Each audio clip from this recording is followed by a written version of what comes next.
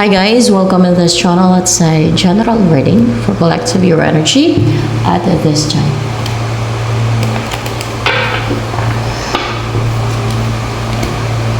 Okay, Judgment. Hermit, na-isolate mo yung sarili mo yan, introspect ka, meron kang inaalam deep inside you or sa inner self mo, meron kang mga iniisip o meron kang mga pinag-iisipan about yourself or maybe about your ano yung mga plans mo sa future mo. May mga yung parang nagmumuni-muni ka ba? Yung gano'n. And may gusto kang maklaruhan eh. Pero actually naklaruhan ka na. Clear na yung judgment mo. Kumbaga, klaro yung isipan mo ngayon. Kung ano yung nasa isipan mo, the way you judge things, situation, or people ay accurate or hindi clouded. Sabihin na natin hindi clouded. Walang nagka-clouded sa judgment mo ngayon. Yung ganon. Oh? Na-ward off tong mga para nagre-restrict sa'yo o yung nagpapalito like yung mga oppress, like yung mga spirits or yung mga nagugulo sa isipan mo, yung magpapaklouded na isipan mo. Kaya intellectual and sharp and clear yung mind mo ngayon. You've triumphed over evil, over enemy, or over anything or anyone na gusto kang i-restrict o gusto kang kontrolin o gusto kang pa-clouded din yung isipan mo, gusto kang kontrolin o restrict through yung pinapa-clouded yung judgment mo, yung isipan mo. Sino ba itong gusto mong pa-clouded yung judgment mo? Pwede marami or itong mga nagtitake ng risk. Ano yan siya yung nagtitake ng risk na yan? Ay, someone nasa malayo to guys. May distance. Yung nagtitake ng risk na parang galing sa malayo yung attack na to. This is attack. Or nagtitake siya ng risk, risk taker, fearless na ma-atake sa'yo. Ano ba yung tao ba yan? Yung the fool na yan, tao? Hindi siya tao. Ano yan? Inkanto? Inkanto siya. Inkanto. Siguro nag-ano to,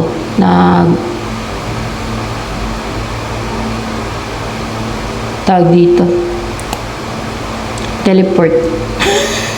Hey, Encanto. Si Encanto daw yan. Bakit gusto ka niya i-restrict at bakit gusto ka niyang kontrolin at pinapaklawin niya yung judgment mo?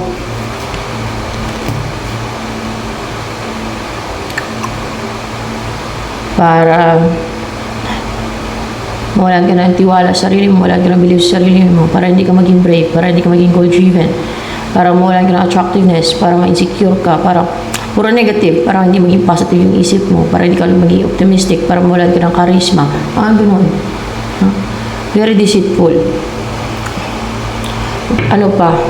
Ano ang intention niya sa'yo kung bakit ginaganyan ka ng inkanto na yan? May tiling siya. the sun. Gusto niya kasi na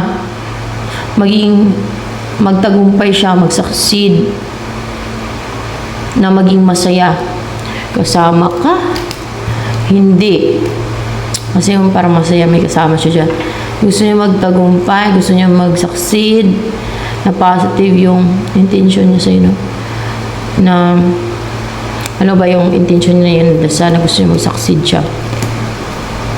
Mapadelay niya. May gusto siyang ipadilihin.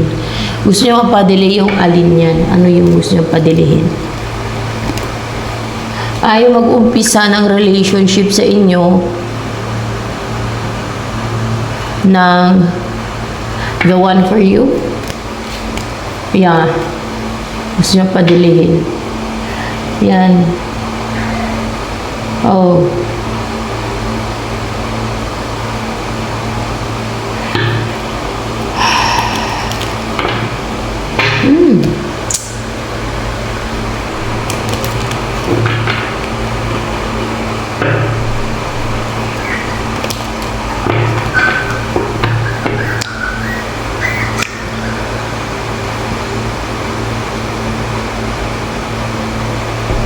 Ano pa?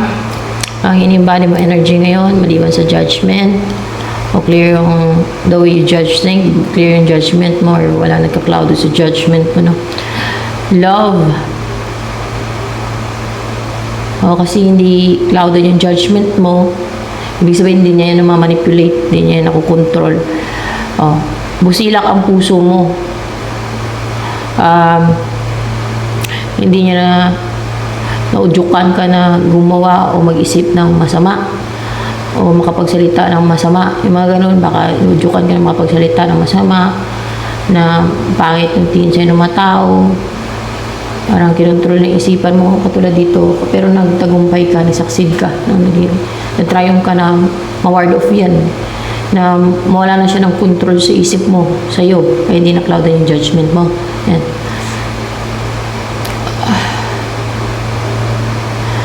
Ngayon ay, ayun o, yung puso mo ay nakakaramdam ng pagmamahal.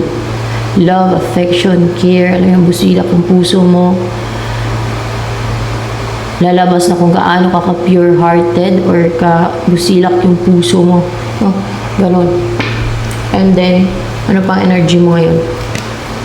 Ito wala namang reversal, diba? Ganito ba yung nagamit ko. Yung ito lang na deck, ha? Ito, maaring you're spending time outdoors o nagtanim ka, nagtanim-tanim, mga ganon, like seed or stalks, mga ganyan. O you're rooted, grounded, you feel more connected, rooted, grounded, habang you're spending time outdoors or in nature, no? Lalo kung nagtanim-tanim ka, talagang nakakahil yun. Parang fresh yung energy mo dito. Tingnan nyo na, talagang fresh yung color, no? Light green. Yan. And you're spending time with animals or nakipag-salamuha ka sa mga hayop. Parang, it's part also of healing, eh. Yung mga hayop, pag nakipag-salamuha ka sa mga hayop o makakita kayo ng mga hayop like dogs, cats, nakaka-heal yun sa mga sakit, no? Sa mga sakitin, sa mga sakitin, sa mga may sakit. Yan. And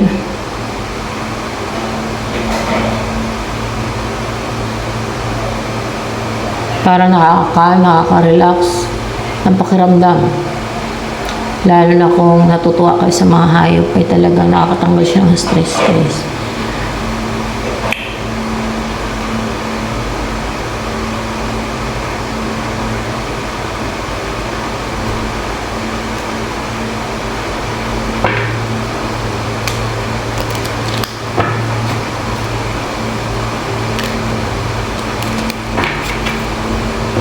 And pure energy mo ngayon. Kasi hindi pinapaklouded ng inkanto yung judgment mo, eh. The way you think, the way you judge things. Yan. And parang you offer food, help, or tulong, no? In Tagalog. Or pwede din transformation, magbago, mag-change yung mga like masasama, no? Yung mga hindi nagbago pa, mga ganon. Kasi may butterfly din dito.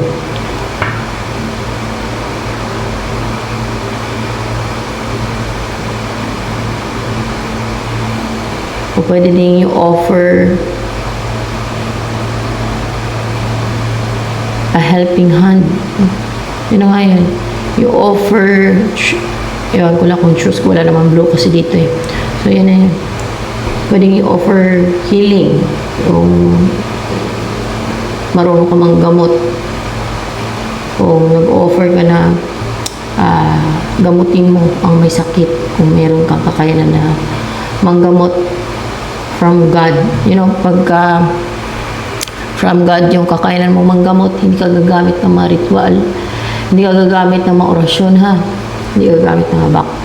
Kasi ito para maintindihan ng lahat, no? Para maklaruhan ng mga nami-mislead at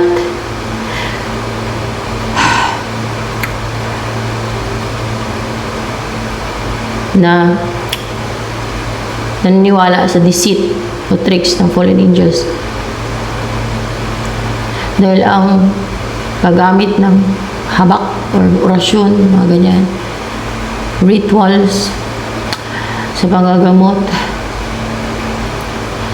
ang natuturo niyan ay fallen angels. Yan ang mga natuturo sa tao ng mga ganyan.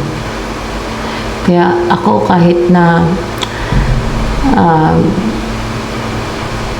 may alam ako dati na mga, alam yun, pamalik, mga ganyan. Mga ganyan ba? Hindi na talaga nagdi-dare na gagamit kahit yung mga pampabalik o pangtanggal. Kasi, pinagsabihan ako ni Jesus Christ yan at ng God eh. Ma-under ka sa control ng fallen angels. Pag yan ang sinambit mo, pag umamit ka ng orasyon, pag nag-usal ka ng mga ganyan, basta ganun. Kasi ma-under daw sa control ng fallen angels kasi sila nga natuturo niyan, ang mga orasyon na yan. O habak, tawagin, kahit yung mga pantanggal na yan. Kaya hindi talaga ako. Kahit na minsan nangingitim yung aura ko sa negativity siguro.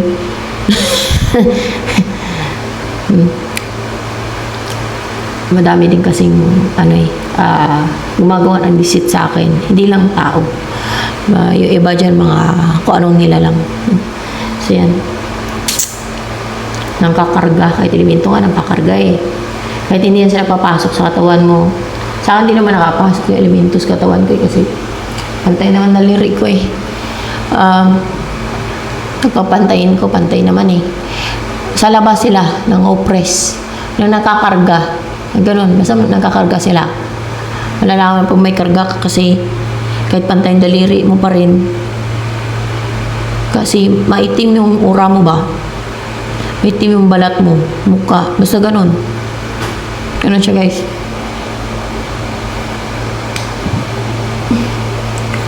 Ako aware na ako sa mga ganyan eh. Siyempre na-experience ko yun eh. Sulsulan ka ng sulsulan. Kaya maging clouded yung judgment mo. Na-inkanto na yan. O kung ano mang nilalang. O kung ano man yung gumagambala sa'yo. O yan, inkanto doon yung sa'yo eh. So yan.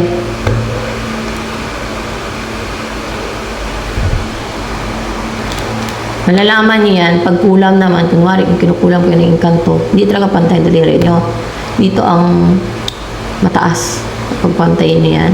Diba, tinuro ko na kung paano pagpantayin. Meron yan sa YouTube kung paano pagpantayin, yung tamang pagpapantay ng daliri. Para malaman kung meron magkulam ng elemento o kulam ng tao. Hindi talaga pantay pag kulam ng elemento o kaya kulam ng tao. Hindi yan papantay. Pero kung kunwari, no-press ka lang, pinapakloud lang ang judgment mo, gusto kang restrict, controlin, na hindi ka naman kinukulam ng elemento, ganon, ay kahit pantayan siya. Baga sa labas lang kasi yan sila eh. Sulsulan ka lang yan ng sulsulan, pang oppress yung ginagawa. Ganyan.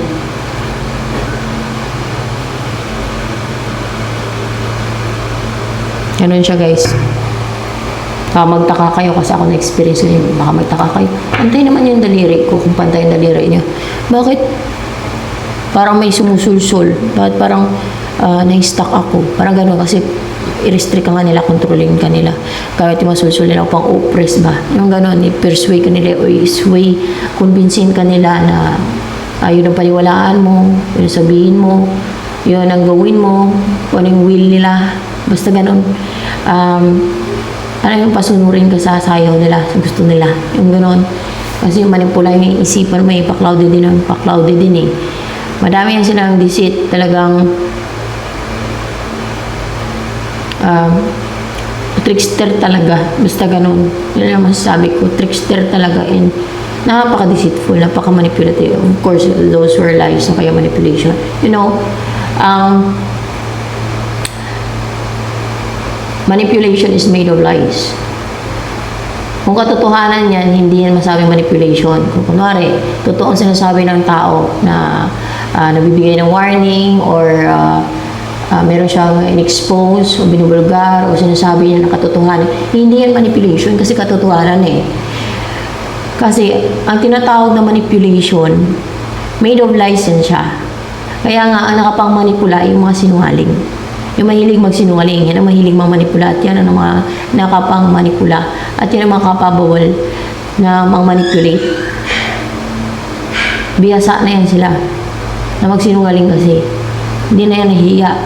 Unlike sa mga taong honest, mahiya man kahit sarili na magsinungaling kahit isang bagay lang. Mahiya man.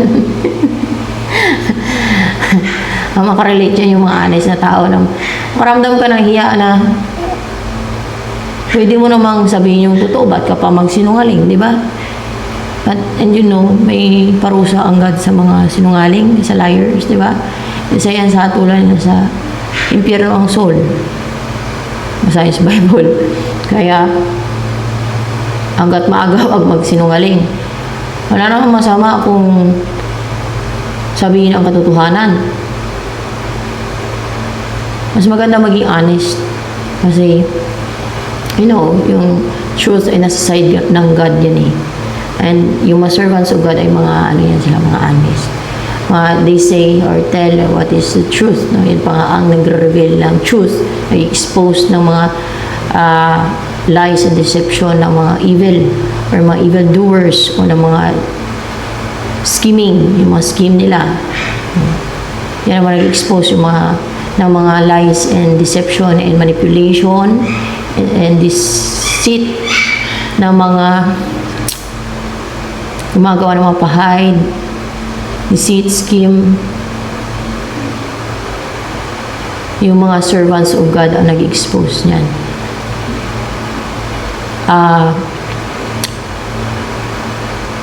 Ganon talaga yung yung mission from God to reveal the truth, yung mag-reveal ng katotohanan. So ganon siya.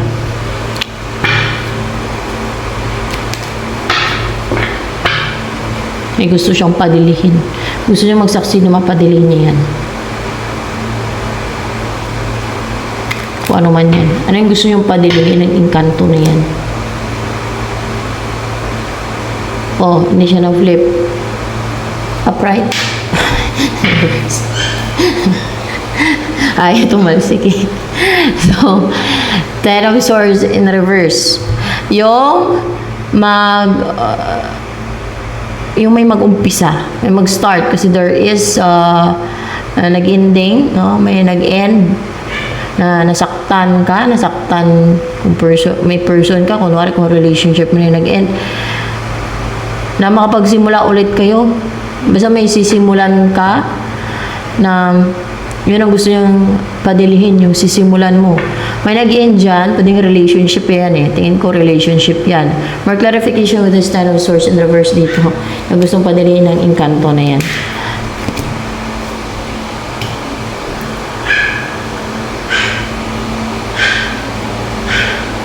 Kaya nga nang lilito ito. No? Nililito kayo, dinidistract para hindi makapag-umpisa o hindi ka makapag-umpisa ng tingnan nyo may heart dito. Hindi ka mag-clarification. Clarification.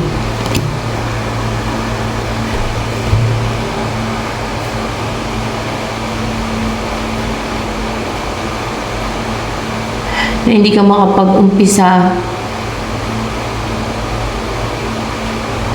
na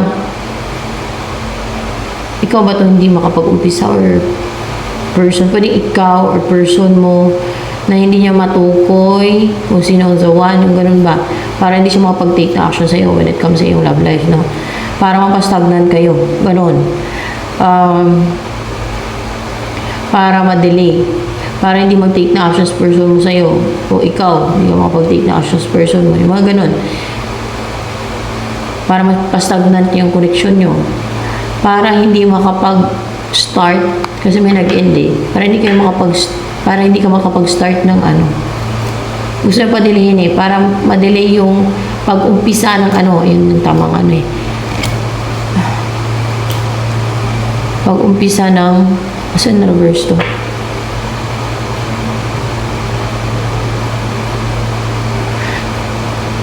Yung Yung hindi ka na nabibigyan ng negativity niyan o hindi niya na ibibigay sa iyo yung like yung nagpapa-cloud ng judgment mo. Like yung nakokontrol ka niya. Like yung na-restrict ka niya. Yan, yung mga binibigay niya na yan. And then, para ma-delay yung pag-recover mo. See? Para ma-delay yung pag-recover mo from hurt, past hurts, or else ay more clarification with the stand of source and reverse na to dito. Tingnan nga natin. See? Para mapadelay yung pag-reach out sa ng person mo, para mapadelay yung pag-reach out mo kay person mo, para mapadelay yung pag-send sa'yo ng, para may send sa'yo ng person mo, i-send mo kay person mo, mga ganun ba? Gusto siyang padilihin. Kasi naiingit siya. Yung kanto, hindi. Bakit? Nagsiselo siya yung kanto. Hindi. Bitter yung kanto. Bitter kasi siya mapait. Napaitan.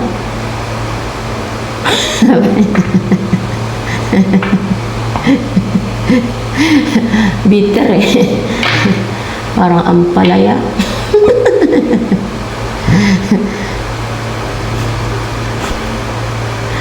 Napalay na masukal yan. Para matanggal bitterness.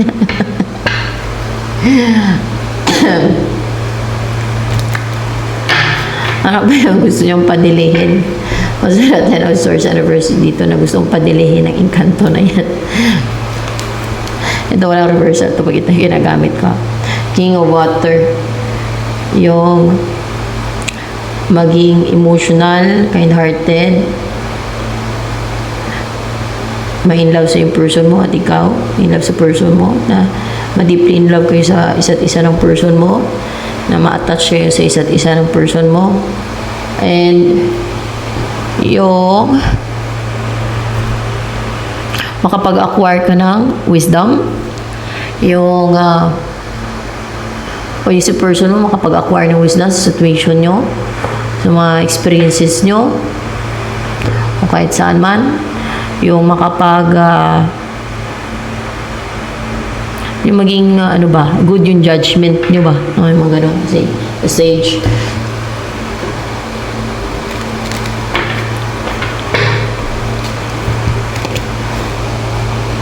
Yung ito yung gusto nyo padilihin, no?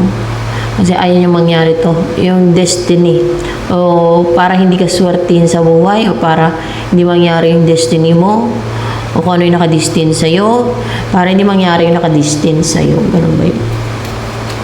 Yun ang gusto niya, hindi mangyari sa'yo yung nakadestin sa'yo, hindi mangyari yung nakadestin sa'yo, kasi gusto kang kontrolin ang buhay mo. May buhay siyang kanya, at hindi na lang siya dun sa lugar nila, sa ilalim ng lupa, magsikungkong.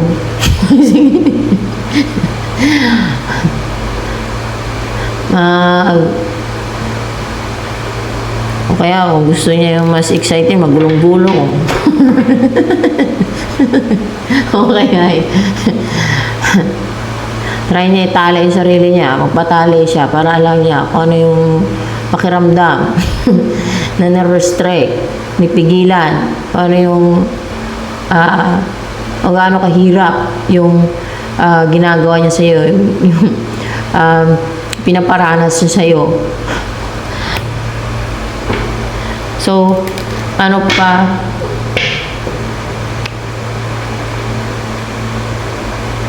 Baka may utos dyan. Bitter daw siya. Sus. Bagay yung pakainin ng ampalaya para mas lalo maging bitter, magtararai na, madayariya. 9 of Swords.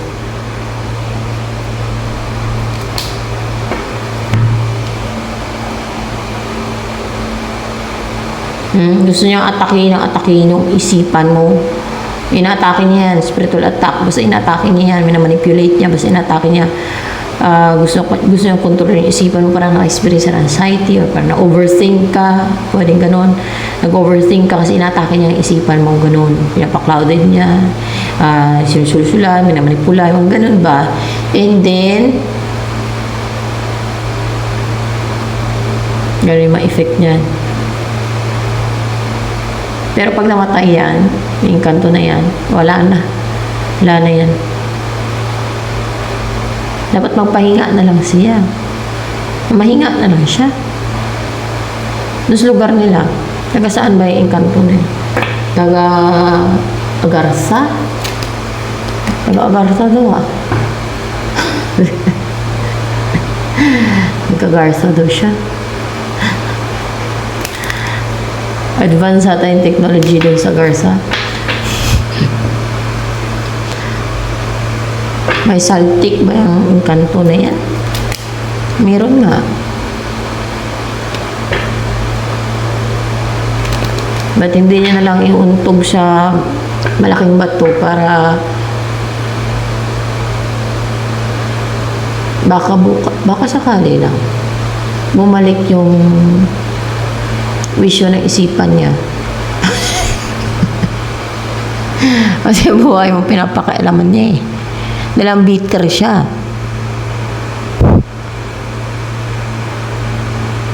Bagay, itali na lang siya doon sa Agarsa.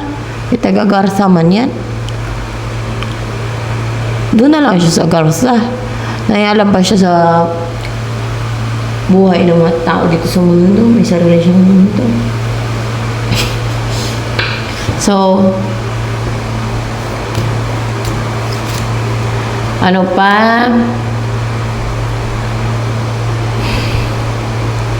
Ang next na darating sa'yo. Angel of Love and Hostility. Si Encanto na naman to, yung maging hostile. Si Encanto na naman maging hostile kay bitter daw. Malayo. Merong ano dito kanina.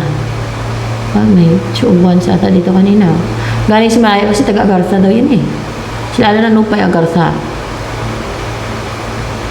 Sino nakarating doon through astral traveling? Merong mga nakakarating doon through astral travel daw. Pero hindi na madaling pasukin. Search yung ano sa Google Agartha, tapos merong ano doon, yung parang lawa, and then may spaceship yung picture dyan. Yan ang nakita kong lugar doon sa Agartha nung yung sa akin. Para lang siyang panaginip, pero yung naglalakbay yung kaluluwa ba pagtulog, ganon ako, yung ganong through sa ganon ako nakarating doon. Yung kaluluwa ako lang, hindi katawan ko. Ganon ang Agartha, pero walang spaceship doon nung naglakbay yung kaluluwa ko doon. Habang tulog. Tapos merong kuweba doon, dumaan sa kuweba. Tapos merong ano doon, merong nakwento ko na yun eh, lawa. Meron pa mga sirena doon sa lawa ng Agartha eh. Iba-iba ang color ng buntot nila. Basta, maganda doon. Tsaka greens, full of greens. Ang ganda. Talagang fresh yung surroundings. Basta, doon banda ako nakarating through,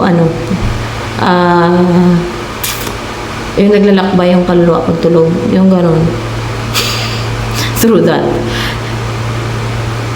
Yung iba through astral travel, diba? Sa akin, hindi ko sinadya yun. Hindi ko sinadya yun. Hindi na ako marunong mag-astral traveling eh. Hindi ko naman pinag-aralan yun eh. Merong mga tao na nag-aaral sila ng astral traveling na nakarating daw sila sa Agartha, pero hindi daw basta-basta sila nakakarating sa Agartha. Hindi sila basta-basta nakapasok sa Agartha. Ganun daw. Kailangan daw pure yung heart mo. Ewan ko, basta ganun sabi nila. Yung style naman to, si Agarthian. Agarthians. Atak. Ahu. Okay, ano siya, maging style ng mga taki, ano? Ikaw ay sira ulo. May saltik ulo mo. Okay, Angel of Love. Yan guys, so. Angel of Love. Siguro tutulungan ka ng Angel of Love na to ng person. Kayo ng person na yung tao, yung person na meant kayo para sa isa't isa. Oh. Dapat nito sa Encanto na to kumain ng mga sweets, chocolate, candy, cake, ice cream para hindi na siya maging bitter. Maging masaya siya. Di ba nakakasaya sa pakiramdam, feeling sa pakiramdam pag kumain ng mga sweets, salad, yung paborito ko salad eh. Tapos sa New Year eh. Pag New Year lang talaga ako kadalasan nagluluto ng mga ganyan o kaya may mga okasyon o birthday. New Year talaga yung salad. Kaya nakakamiss ba? Kasi minsan lang. Budget eh. Pero ang sarap. Favorite ko. Salad. Cake. Hindi ba siya matutuwa niyan kung mga ganyan yung kainin niya? Baka yung kinakain niya yung ampalaya. Puro ampalaya. Kaya ganyan siya. Bitter. O kaya yung abdo. Baka yan kinakain.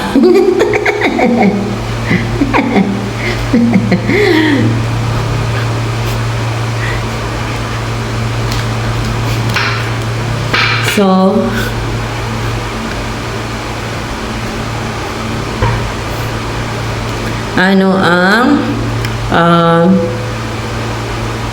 next kaya ng mga mangyayari sa inyo ng persona. Persona. May mag-reach out ba sa yung person? Wala. Kasi dahil may deceit, si Encanto. Bitter daw si Encanto. Pag namatay si Encanto, magpag-reach out yung person mo. Oo, pag namatay, magpapatayin na siya. Mamatay na. Papatay na ba ng ganyang Encanto na yan? Papatay na daw yan. Instead na peaceful ang buhay dun sa Agartha, masaya, no? Ang ganda-ganda dun sa Agartha. Gusto niya mamatay? Dumiretso na sa Lake of Fire? Kaya masama ka man ang gawain niya. So, no doubt, doon siya mapupunta. Wala siya sense of right and wrong. Bitter lang siya eh. Mang-atake siya sa'yo, gagawa ng deceit. Harang-harang sa inyo ng person mo.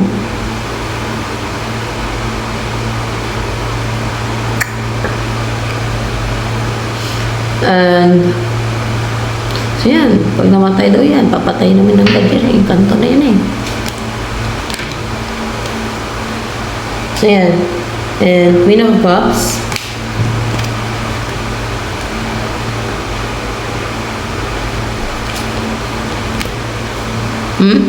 Merong maging, pag namatay na yung Encanto, may makaramdam yung person mo na yung parang na left out in the cold, kailangan ka sa buhay niya, maulila siya sa'yo, mga ganun ba, no? Na,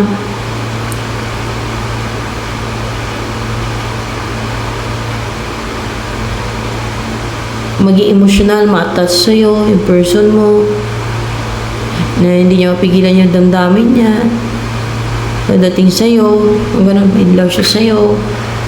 Kasi wala nang namamanipula sa kanya, wala nang nangungontrol sa kanya eh. Pride pa ba to? Pala nga, in reverse daw to. O hindi na maging defensive yung person mo sa'yo. Kasi patay na si Encanto, yan ang napapa-defensive sa kanya si Encanto eh. Si Ting Toleng.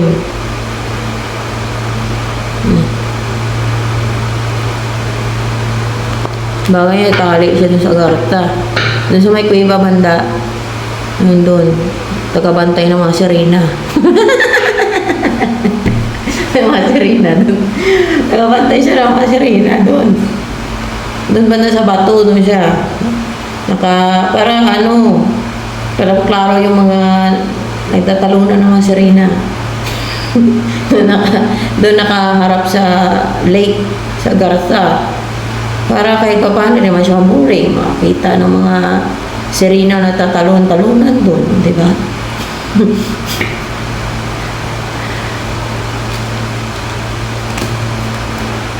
Oh.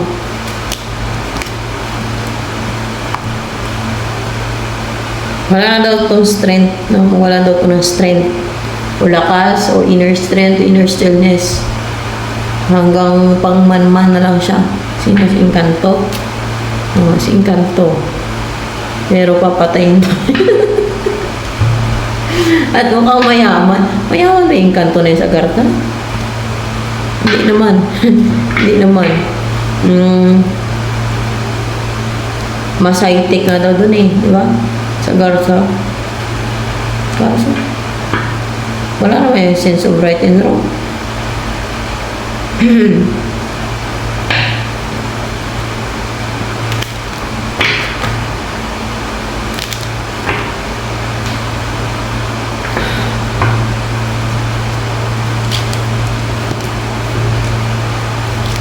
And then, parang kontrabida o against lang talaga to sa pag-take na action ng person mo sa'yo. Basta ganun, o sa yung magkaroon ng movement sa inyo ng person mo, umusog, or kayo mag-take na action yung person mo sa'yo, yung mag-take ka ng action kung sino yung lalaki sa inyo. Ayaw yung mag-take na action sa babae. Basta ganun. Bitter siya, bitter.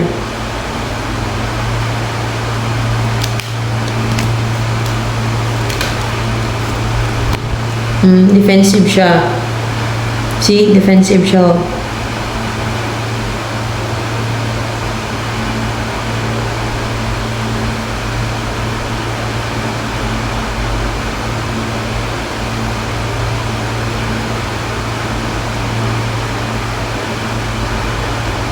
Para kung gusto niyang kontrolin ang kapalaran niya.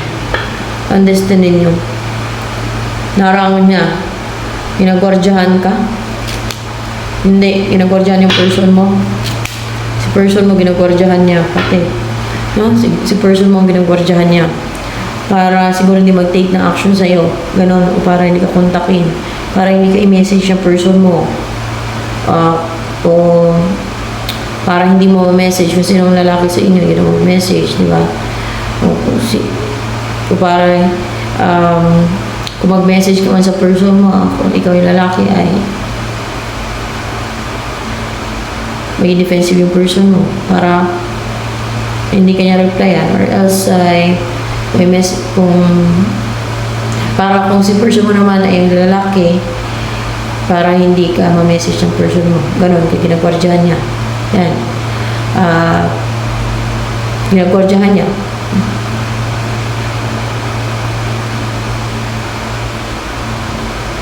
Dahil lang sa bitter siya. Kasi yung kontrolin yung kapalaran nyo, yung swerte mo, yung bakit bitter yan, yung Encanto na yan.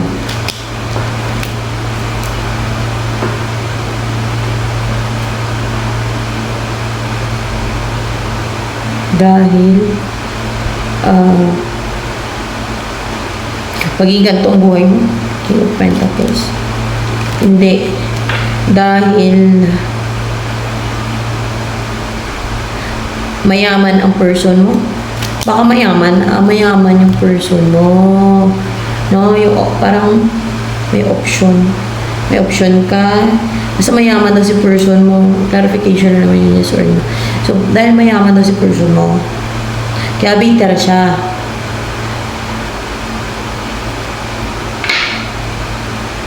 Baka may gusto sa'yo. Bakit gusto ko ba ng Encanto na yan? Hindi naman daw. Wala na sa pagkumpitan kay person mo. Hindi magkano din siya, magsika para yumaman siya. Dahil, ano pa, so nainggit sa person mo, bitter. No? Gusto niya makapag-compete kay person mo, Encanto. Gusto niya makapag-compete kay person mo ni Encanto. No?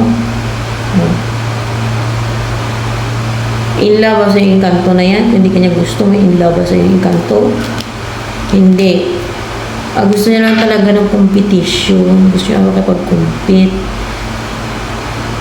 Ba't pati ikaw dinamay? Mukhang may connection sa'yo eh. Ba't pati ikaw dinadamay?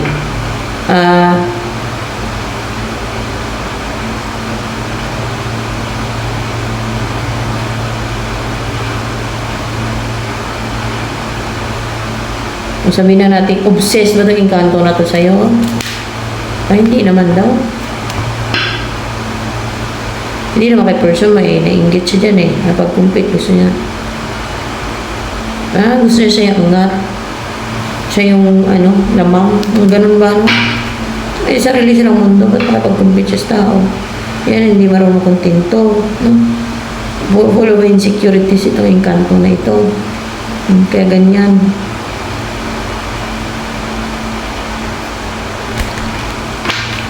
Hatulan na yan. Saan?